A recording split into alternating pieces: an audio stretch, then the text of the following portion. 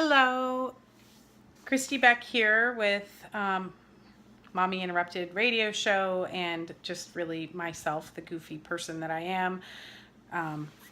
We could talk, I guess, kind of about just fearless living, I suppose. Um, I've a lot of things have kind of been happening, or I've been posting a lot publicly about myself recently, and so I want to right now address a couple things.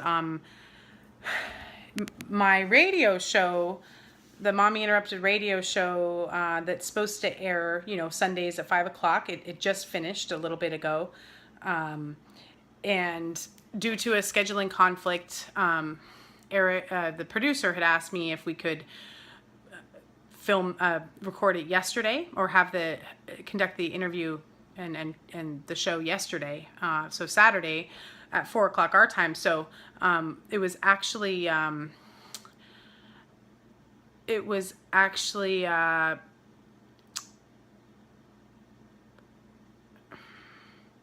live on air yesterday, and then it played today at the regular time. So I didn't announce it, that the change happened, because I want that consistency that the show is known to be on at 6 o'clock.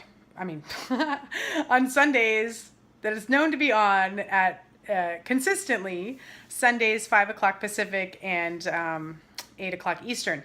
So the main thing I want to say here, so I'm speaking out and having interviews on the radio, and spoke to Wendy Perry and Linda Moore. So yesterday, it was tried to highlight grandparents' rights, and my mom ended up calling in.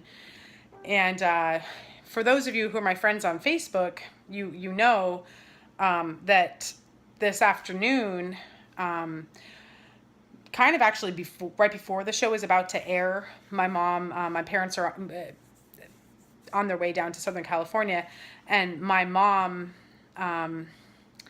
they're going to Southern California because she needs to have an appointment to find out about an additional surgery she needs to have. And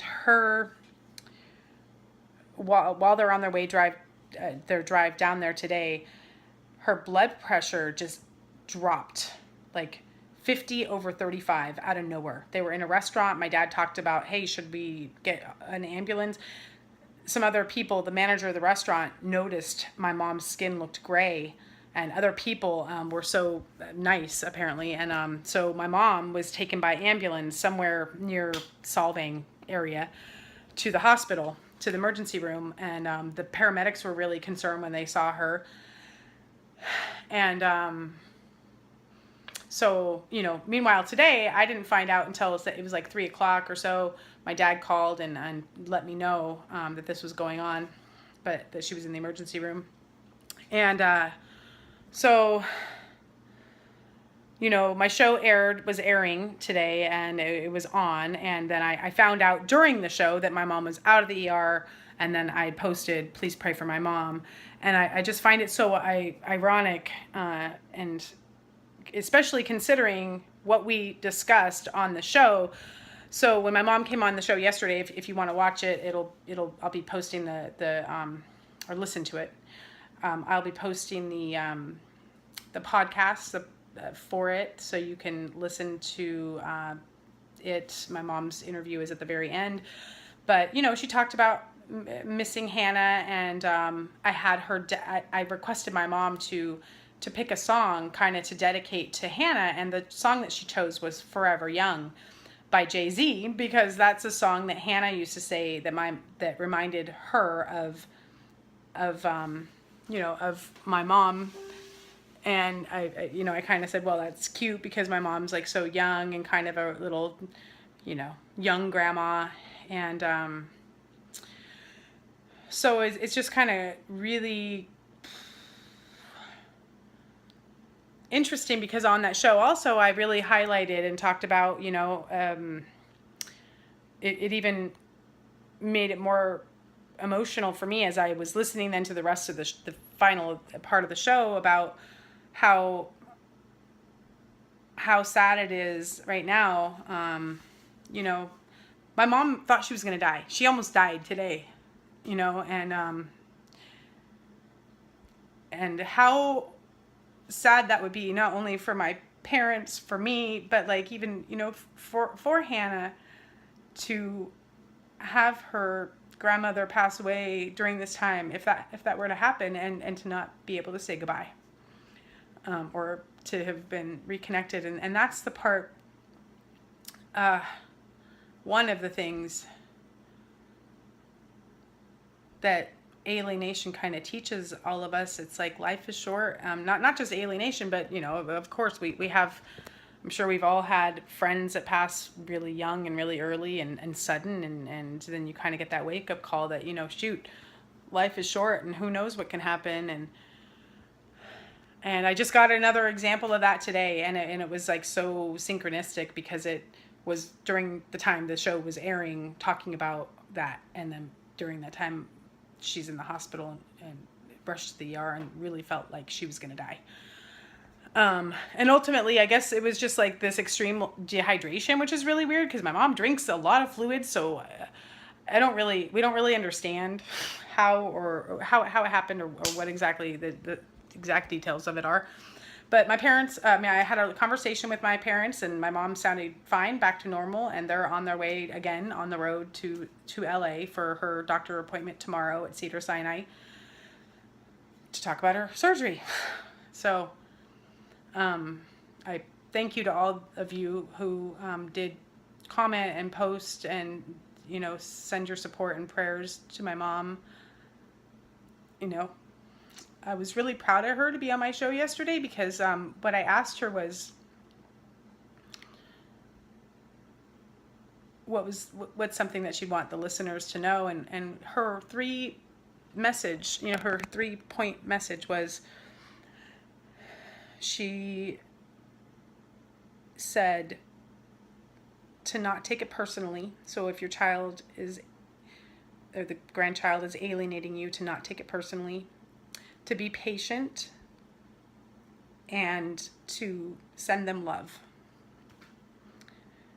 Because those are really the only things we can do, right? We're being rejected. We don't have a way to communicate. It takes patience. This is a test of patience and unconditional love, is how I feel like having to live with this. And so, my mom has a powerful voice in herself, and I'm really proud of her. And I just hope that her health continues to the point that she'll be able to continue speaking out, and eventually, hopefully, connect with Hannah. And I think this kind of put a little fire into my parents, that it's like, how can they reach out to Hannah? They really just want to at least have a conversation with Hannah, even if just to say, hey, we understand that you're not we're not in communication, but we just want you to know that we love you. And no matter what, if anything happens, we're here for you if you ever need us or want us, and we love you. And so that's that. So that's a message about Mommy Interrupted. And then my other thing, again, that many of you may or may not have known, that I did this week, was I posted myself weighing myself with the scale. And the reason I did that, I want to just share with you. One of the reasons I did that was because of my life coaching that I'm doing with Debbie, the Fearless Life Coaching. We have group calls, conference calls every 2 weeks. So over 2 weeks ago now, the goal that was set for me was to have worked out. So I was supposed to work out during those 2 weeks, 2 to 3 times a week. And basically the time passed and I didn't. So this past week on Wednesday night during our call, I had to own up to the fact that yes, I went to the gym. Yes, I've been active. Yes, I've done yoga. Yes, but did I really work out? Did I get my heart rate up? Did I sweat? Did I do cardio? Did I lift weights? Did I do anything that resembled actually exercising? Not really. So I had to answer that and be accountable to that. And, that was fine. Debbie didn't, I didn't judge myself too harshly. I wasn't judged by them. But the other people on the call who are in the program with me, but which they're lovely ladies, by the way, Connie and Judy and Ruth. So I really appreciate all the work, their support and all of your support. But so that was what propelled me that evening to go by the scale and then get the workout clothes. And I just want to say, like, I'm really baffled and blown away by the amount of positive comments and people who are just like, wow, that's so brave and all that. And it's kind of weird because I guess I posted it because it really, like, to me, the weight is just a number on the scale. And as much as, again, I mean, I think I look okay. I'm definitely, I'm in okay shape, I feel like.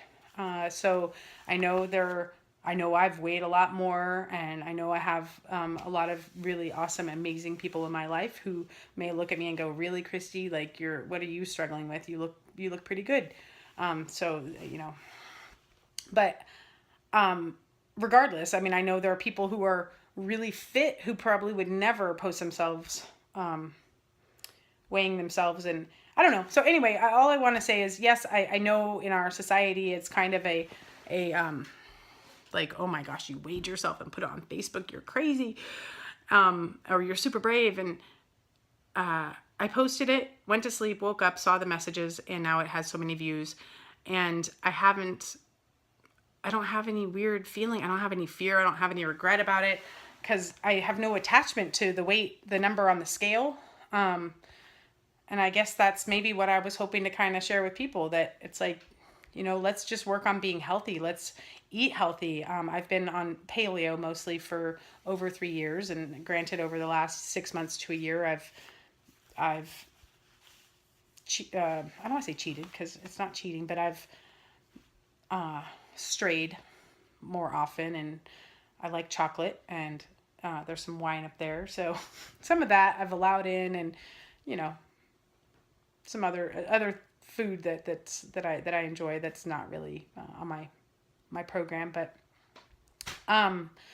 so yeah, those are the messages I wanted to share with you. And one other thing, so I have an appointment tomorrow morning with a personal trainer at the gym, so I will be learning what things I can do.